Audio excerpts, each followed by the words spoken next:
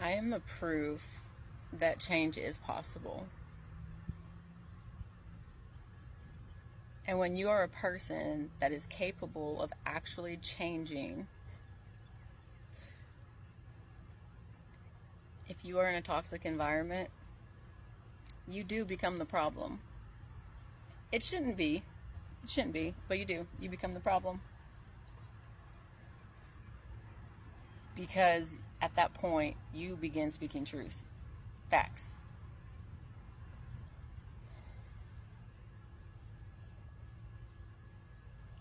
Because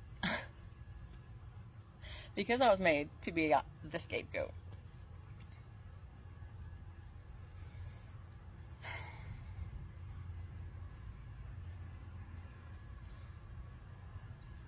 I became them. I became them to survive. But I did it for such a long time that it became a part of who I was.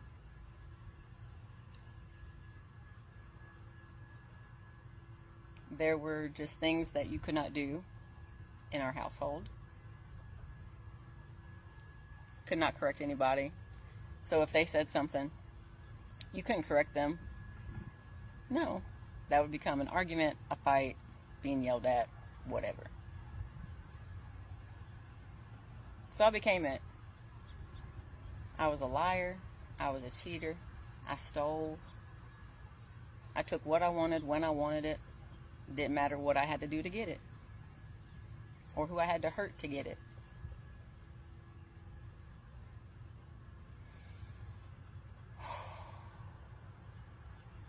But in 2018, something clicked, and I didn't want to be that person anymore. And guess what? I did it. I stopped. I quit the lying. I quit the cheating. I quit the stealing. And it was like, when I made that decision, it was like these electrical wires. It was like the wires of my nervous system and my brain finally came together. It was like originally they were just separated, but something happened. And I made that decision, and all these started connecting. I was rewiring my brain. I was altering and unprogramming what I had learned. Because I knew, hey, I don't want to act this way. Hey, this isn't right. I don't like that. But I wasn't taught boundaries. I wasn't taught what respect actually looks like. And so I did. I went out on my own. I got therapy. I got help. I did what I needed to do. And I did. I changed. And then I changed a little more. And then I changed a little more. And then I changed a little more. And I changed so much that the environment that I was in, they didn't like that what I was changing into. They didn't like that my light was coming back. They didn't like what I was speaking on. They didn't like the truth that I had to say. But it was because they were still living in that lifestyle. They were still doing those things and following those patterns and doing the same things. Yeah, some things had changed and some things had corrected. Some things didn't. And typically speaking, the things that didn't were more on a larger scale. But now,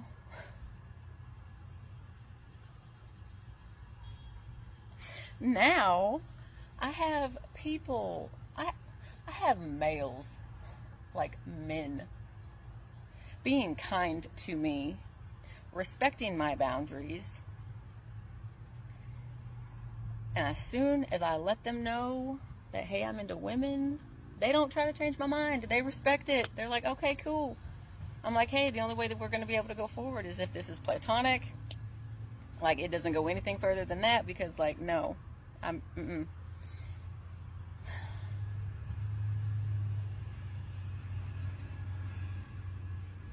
Because one of the most painful, like, realizations that I've had recently is the woman that raised me usually had a response when I either spoke about my abuse or was talking about something else with a relationship or whatever. And she would usually say, you know, I'm really glad that you actually went the direction of liking sex instead of avoiding it and just saying no altogether.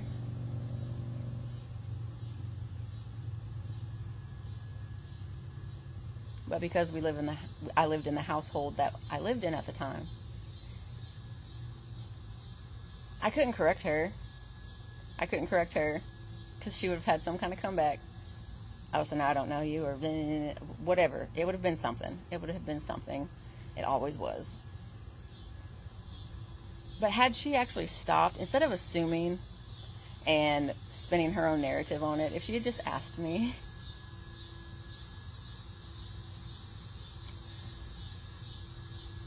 then I would have been able to tell her, look, Mom, I don't like it. I don't like it. I feel like I owe my body to men. Now, if I say no and it gets respected, okay, cool. But I know that if there are ones that persist, I have to say yes. I have to say okay. Because if I don't, they're going to take it anyways. And to add to that, anytime that I would get into a relationship, I would start it off, or a fling or whatever, I would start it off like, hey, I don't like doing this one specific act. If you want to reciprocate to me, okay, cool. That's on you. But I don't like doing this one specific act. So please don't ask me. Do you want to guess what was always used with the if you love me, you'll do this attached to it? Knowing damn well I didn't like doing it, so I didn't want to do it. Like, there were signs everywhere that I liked women, but I just didn't know. But had she asked, instead of just assuming and making her own story, like, she was the same woman that was like, oh, well, if we don't talk about it, you'll forget. No, ma'am. If we don't talk about it, you can forget. If we don't talk about it, you can forget. Because I will never forget. Now, I know that there are memories that I cannot remember, and I'm so thankful for that. Because I know it didn't happen just one time. I know it happened multiple times, and I know it happened to multiple other people.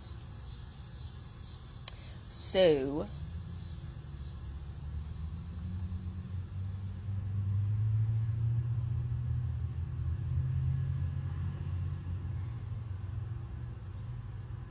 yeah, I'm very happy with where I am now, and I'm glad that I went no contact.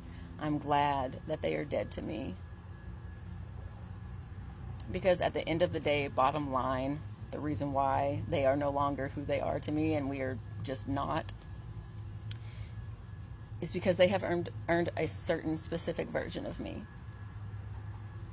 And I don't want to be that person. So, to keep myself from going to that place and being that person, I went no contact. And the more I learned about certain things, I was just like, you know what, you're dead to me, because no way can you justify your oldest daughter's abuser coming to you and telling you, hey, I may not have the memory that this happened, but I know Sunday. So I know she's not lying. So I want to apologize for what I did to her and your family. And for her to look at him and be like, well, you still have a home here, bitch. You had never, ever protected me from no abuser of mine, ever. What the fuck do you mean? What mom does that? You ain't a mom. She ain't a mom. My bad. I'm still healing this thing. So, like, they are dead to me. Like, I don't want nothing to do. No, don't even put me in your obituary. Don't give me nothing. Don't put me in nothing. I don't want nothing from y'all. Absolutely not. Keep it. I don't want nothing. No. It's tainted, it's gross, it's yucky. I don't want none of it. I'm okay. One of my kitty cats got on the table.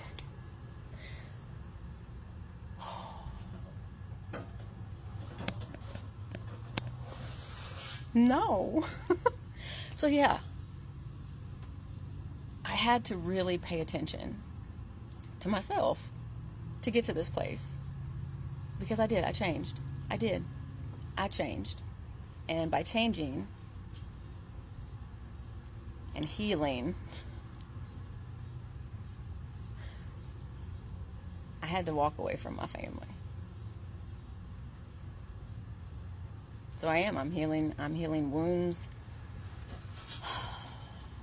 I'm grieving deaths when their bodies are still walking around and breathing.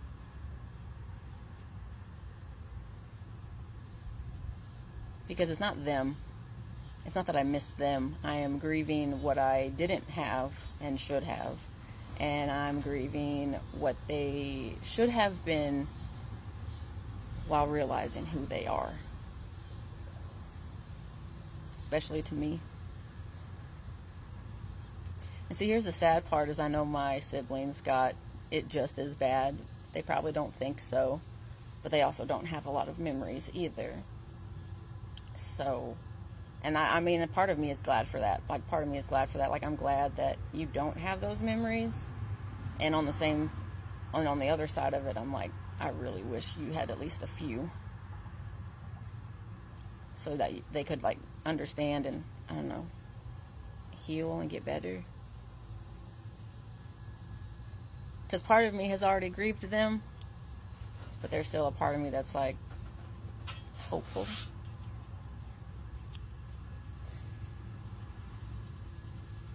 But yeah, do it. Do the work. You can do it. It's worth it. Yeah, it sucks sometimes. Like, it sucks sometimes. It hurts. It's awful. And no one wants to do it at all. No. But you need to. You need to. You deserve it. You're worth it. The people that you love are worth it. And I believe in you. I believe in you. And I know you can do it. You can. And if you need help, I'm here. You just let me know. Okay? All right. I love you. Love yourself. All right. See you later.